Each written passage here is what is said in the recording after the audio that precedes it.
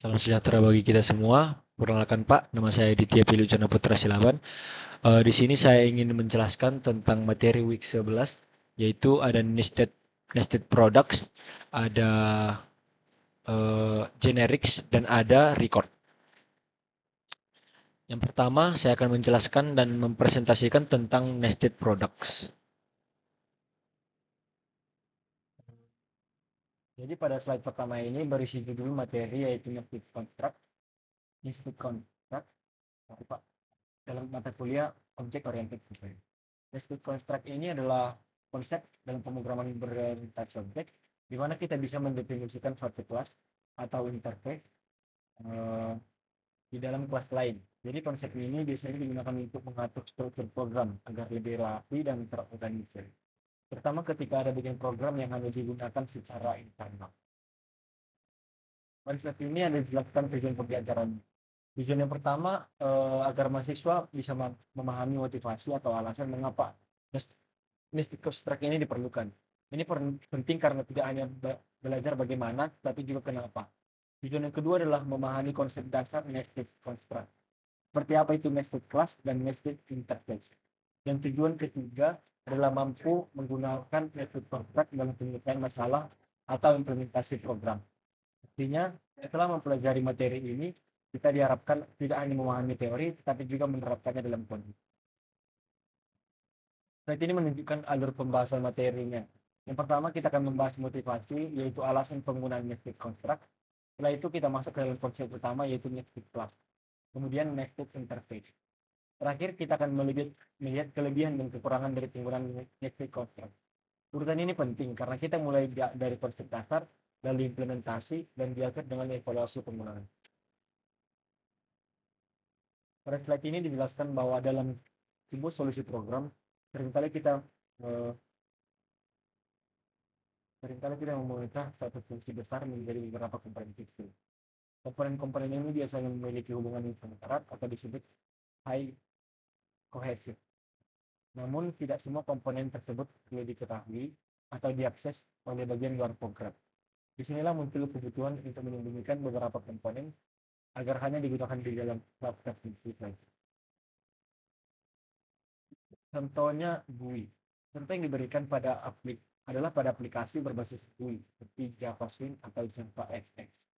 Dalam aplikasi GUI terdapat banyak event seperti tombol, input user, dan lain-lain. Event-event ini biasanya ditangani oleh kelas kecil yang spesifik. Namun kelas-kelas tersebut sebenarnya hanya digunakan di dalam sistem GUI tersendiri dan tidak perlu diakses dari luar. Nah, dengan nested construct, kita bisa mendefinisikan kelas tersebut di dalam kelas utama GUI sehingga lebih terstruktur dan aman. Ada case study OS, yaitu ini memberikan contoh nyata dari sistem operasi. Dalam sistem operasi modern terdapat mekanisme penjadwalan proses atau scheduling yang menggunakan algoritma seperti FCFS, SJF, dan round robin. Algoritma ini hanya digunakan oleh sistem scheduling dan tidak digunakan oleh bagian lain dari sistem operasi. Karena itu implementasi algoritma tersebut baiknya tidak diekspos keluar, melainkan disimpan di dalam kelas scheduling itu sendiri.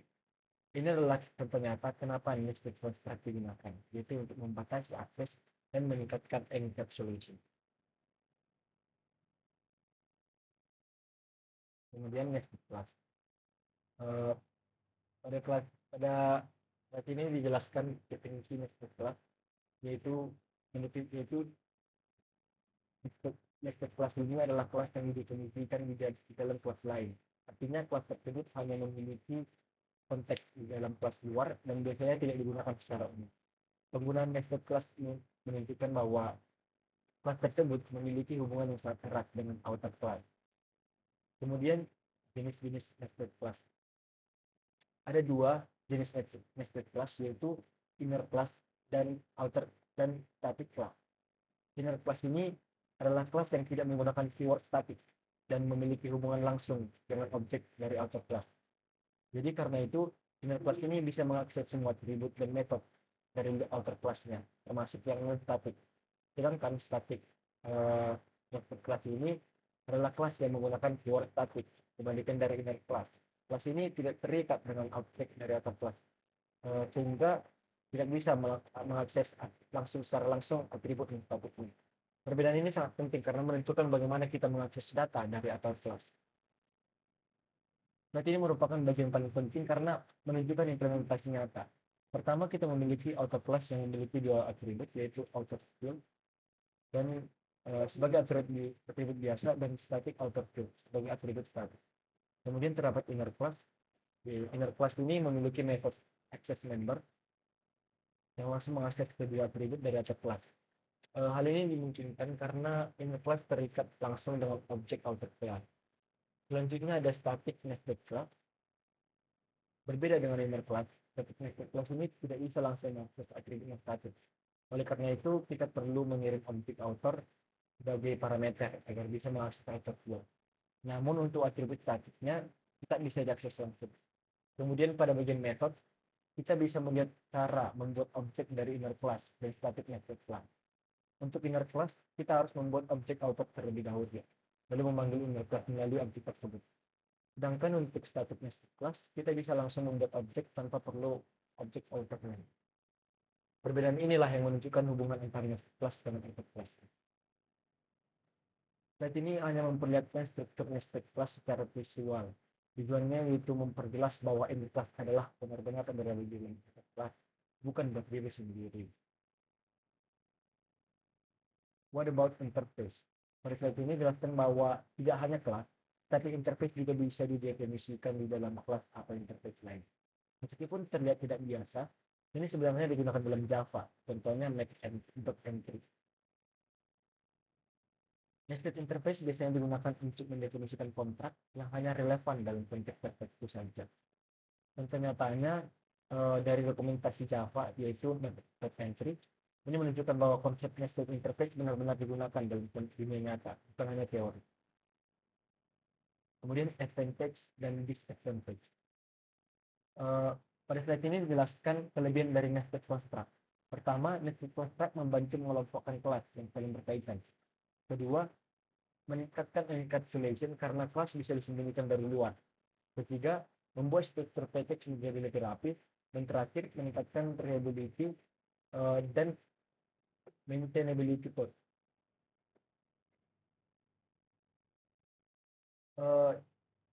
Namun, nested construct juga memiliki kekurangan. Pertama, struktur program menjadi lebih kompleks karena adanya kelas di dalam kelas. Kedua meningkatkan coupling atau ketergantungan antar kelas. Jadi, karena itu penggunaan nested construct ini harus dilakukan dengan bijak agar tidak membuat sistem itu sulit dipahami. Ada pertanyaan. Yang pertama, apakah nested class bisa dibuat di dalam method? Jawabannya tentu saja bisa, yang disebut dengan local class. Yang kedua, apakah nested construct bisa menggunakan inheritance? Jawabannya juga bisa, karena nested class tetap merupakan bagian dari object oriented programming. Ini menunjukkan bahwa nested construct tetap fleksibel dan mengikuti prinsip dasar object. Mungkin itu saja yang ingin saya sampaikan terkait materi nested construct. Kemudian masuk ke generik.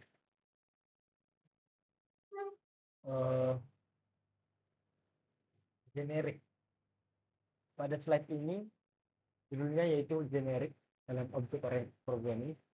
Generik ini adalah fitur dari dalam Java yang memungkinkan kita untuk membuat kelas atau method yang dapat bekerja dengan berbagai tipe data tanpa harus membuat banyak versi kelas yang berbeda. Dengan kata lain, generik ini membantu kita membuat code yang lebih fleksibel dan reusable. Tujuan dari materi ini, yang pertama memahami motivasi atau latar kenapa generik diperlukan. Yang kedua memahami konsep dasar generik dan bagaimana cara kerjanya. Yang ketiga mampu mengaplikasikan generik dalam solusi program. Maksudnya kita tidak hanya belajar teori, tapi juga menggunakan yang tadi. Outline-nya dimulai dari motivation, lalu masuk ke konsep dasar generik, kemudian cara menulis generik, dan terakhir membahas type parameter. Bayangkan kita punya toplet, ini adalah ilustrasi toplet. Bayangkan kita memiliki toplet dan kita ingin mengisinya. Ada dua pilihan. Kita ingin mengisi dengan permen saja, atau kita mengisi dengan benda yang terlihat seperti permen, tapi belum tentu itu adalah permen. Jika kita yang memasukkan dengan permen, kita yakin semua isinya aman. Namun jika kita memasukkan benda yang mirip permen, seperti kelereng, maka ada risiko kesalahan. Intinya yaitu ketidakpastian tipe bisa menyebabkan error. Kemudian jika isi toples sudah pasti, kita tidak perlu melakukan pengecekan terlebih dahulu. Namun jika tidak pasti, kita harus melakukan pengecekan terlebih dahulu. Dalam pemrograman, ini mirip dengan penggunaan tipe data. Jika kita tidak bisa menggunakan tipe yang jelas, maka kita harus melakukan pengecekan tipe secara manual yang bisa menyebabkan error. Intinya, generik ini digunakan untuk memastikan tipe data aman. Basic concept. Generik ini adalah cara untuk menentukan tipe data yang akan digunakan oleh suatu kelas. Konsepnya mirip seperti parameter-parameter, tetapi yang dikirim bukan nilai, melainkan tipe datanya. Contohnya pada Java Collection seperti collection yang tipe E dan linked list yang tipe E. Huruf E ini adalah placeholder untuk tipe data. Generik ini adalah parameter untuk tipe ini. Generik juga mendukung konsep polymorphism. Artinya satu kelas bisa digunakan untuk berbagai tipe data tanpa harus membuat kelas baru. Ini membuat code menjadi lebih fleksibel dan reusable. Kemudian slide ini menjelaskan masalah tanpa generik. Misalnya kita membuat flux box untuk menyimpan data. Jika kita ingin menyimpan string, kita buat string box. Jika kita ingin integer, kita buat integer box. Masalahnya, setiap tipe data butuh kelas baru. Ini juga tidak efisien dan sulit dikembangkan. Jadi, tanpa generik, banyak duplikasi code.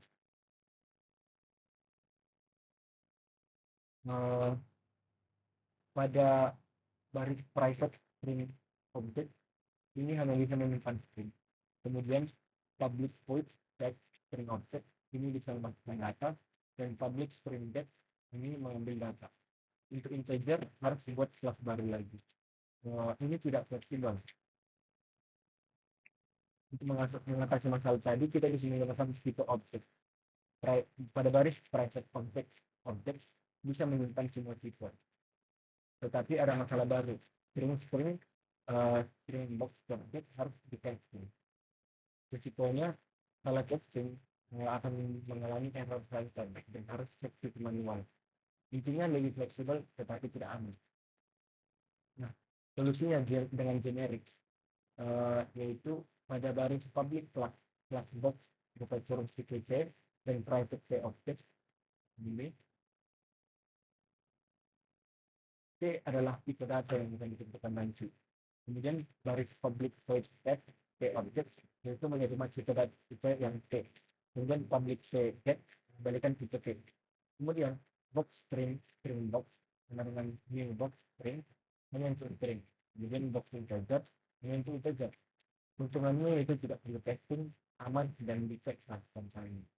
Generik membuat pengecekan tipe dilakukan saat compile, bukan saat compiling. Nah, generik juga digunakan di beberapa collection seperti array list, linked list, dan lainnya. Ini membuktikan bahwa generik adalah konsep tertentu yang digunakan di dunia. Dalam generik ada aturan penamaan, yaitu T, E, H, dan C. T itu untuk type, E itu untuk elemen, H itu untuk view, dan C itu untuk value. Namun sebenarnya kita juga menggunakan apa saja, selama bukan tidak siapa. Ini hanya konversi agar code dengan dibaca. Kadang kita ingin membatasi tipe data yang digunakan. Misalnya tipe yang implement variable untuk digunakan keyword extend pada generik. Generik bisa dibatasi, tetapi tidak bebas fungsi. Contoh backup generik. Pada baris public class dari variable box hanya menerima tipe yang implement variable. Contoh baliknya yaitu string dan integer.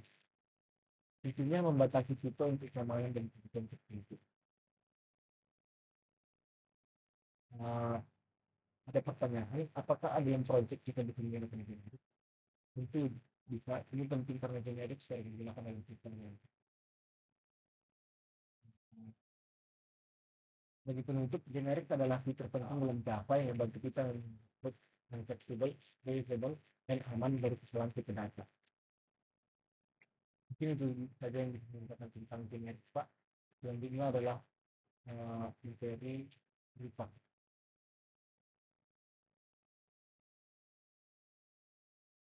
Jadi pada bagian ini saya akan bahas tentang privat, yaitu salah satu fitur dalam Java yang digunakan untuk menyederhanakan pembuatan kelas, terutama untuk data yang sifatnya tetap atau tidak berubah.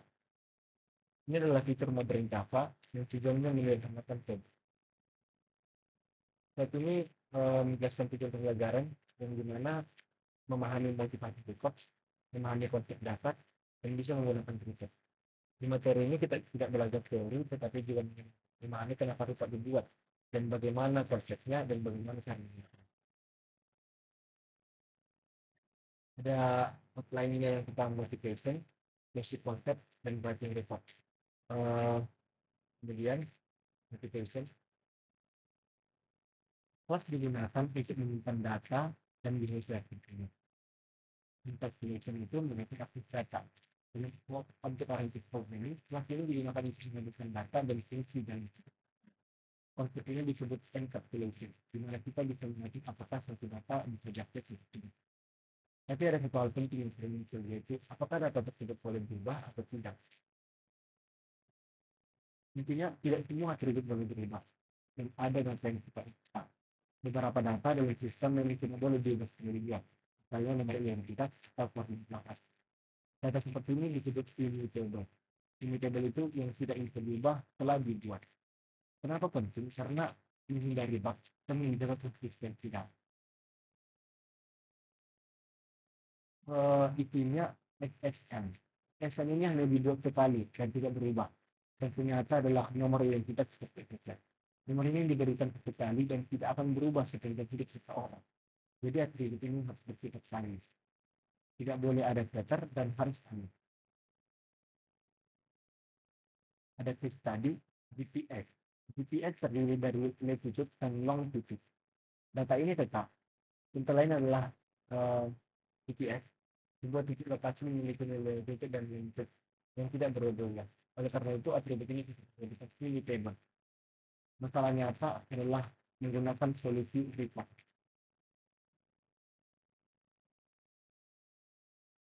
Ini adalah transisi ke privat. Setelah kita memahami bahwa ada banyak data yang tidak terjadi, maka Java menyediakan solusi dengan privat. Record itu adalah kelas fisik. Semua atributnya finite dan immutable. Kemudian memiliki konstruktor dan artefak otomatis. Record adalah tipe kelas fisik di Java yang dirancang untuk menyimpan data yang tidak berubah. Semua atribut dalam foto secara otomatis binary, sehingga tidak bisa dimodifikasi setelah objeknya dibuat.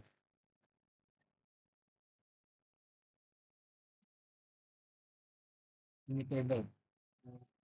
Immutable ini artinya setelah objek dibuat, datanya tidak bisa berubah.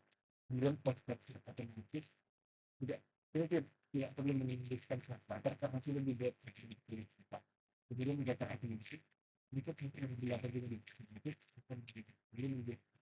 kemudian tidak ada standar hanya data tidak ada izin. Dari ini kita akan melihat bagaimana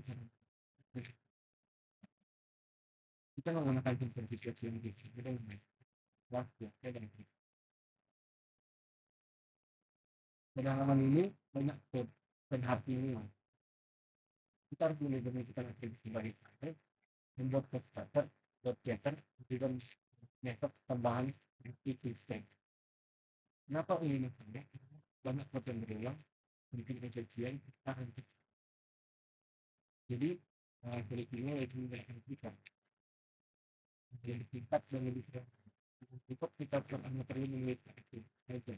Kenapa kalau otomatis menjadi faktor basic dan basic yang kita dapat dengan di sini.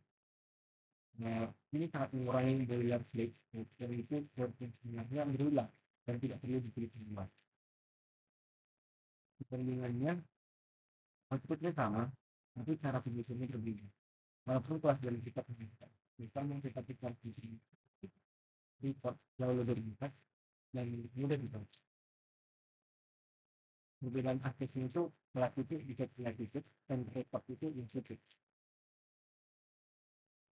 Di bagian ini kita jaga untuk berpikir kapan sebaiknya menggunakan kita report dan perbedaan apa yang dengan perbedaannya dengan konsep lain terkait dengan report iklannya report adalah fungsi modern dan data untuk membuat slide yang menjadi sebagian dengan menggunakan report kita dapat membuat tidak menjadi kita. Kemudian saya memiliki beberapa soal masing-masing file menjadi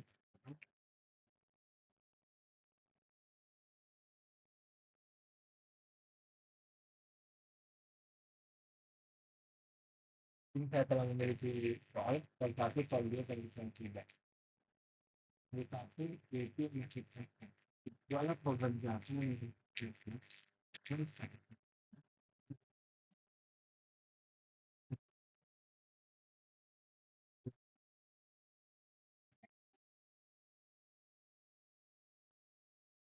mereka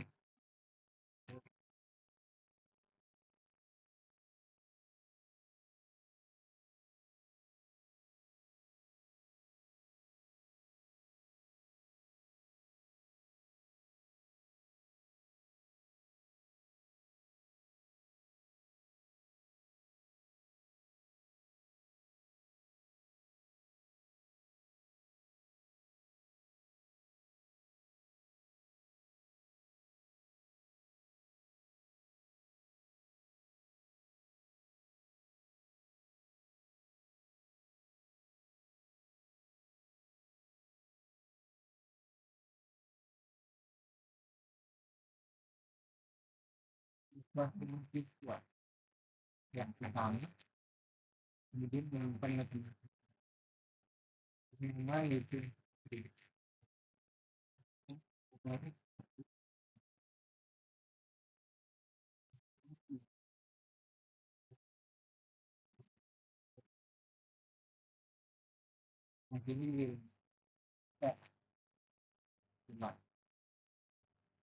kemudian ada sistem membuat bisa akses nama tanpa jasa. Kemudian pada baris istilah seperti istilah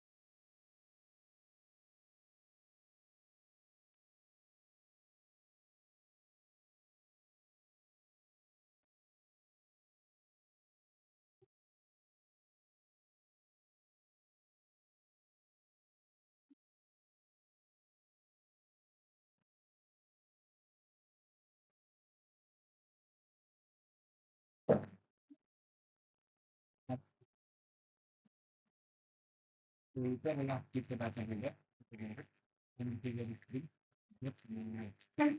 kemudian bukan data jadi